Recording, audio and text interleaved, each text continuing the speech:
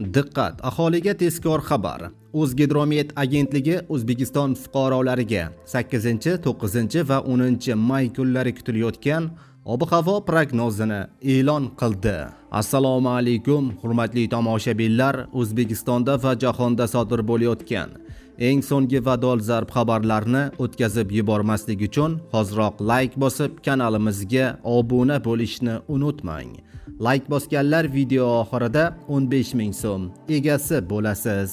Qoraqalpog'iston Respublikasi va Xorazm viloyatida yog'ingarchilik kutilmaydi. Faqatgina 14 may kuni ayrim joylarga qisqa muddatli yomg'ir yog'ishi mumkin, momaqaldiroq bo'lishi mumkin. Havo harorati kunduzi 23-28 daraja iliq, kechasi esa 10-12 daraja iliq bo'ladi. Buxoro va Navoiy viloyatida havo bulutli bo'ladi. 8, 9, 10 may kunlari yog'ingarchilik kutilmaydi. Faqatgina yog'ingarchiliklar 10-15 may oralig'ida qisqa muddatli yomg'ir yog'ishi mumkin. Harorat kechasi 17-22 daraja, kunduz kunlari 30-35 daraja issiq bo'ladi.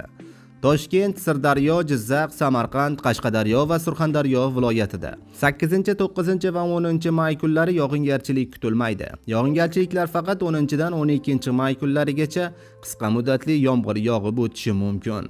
Harorat kunduzi 30-40 daraja issiq, kechasi esa 10-15 daraja issiq bo'ladi. Andijon, Namangan va Farg'ona viloyatida 8, 9 va 14 may kunlari yog'ingarchilik kutilmaydi.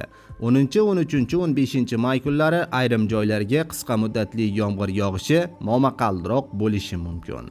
Havo harorati kechasi 17-22 daraja, kunduz kunlari 30-35 daraja issiq bo'ladi. Respublikaning tog'oldi va tog'li hududlarida ba'zi joylarda qisqa muddatli yomg'ir yog'ishi, momaqaldiroq kuzatilishi mumkin.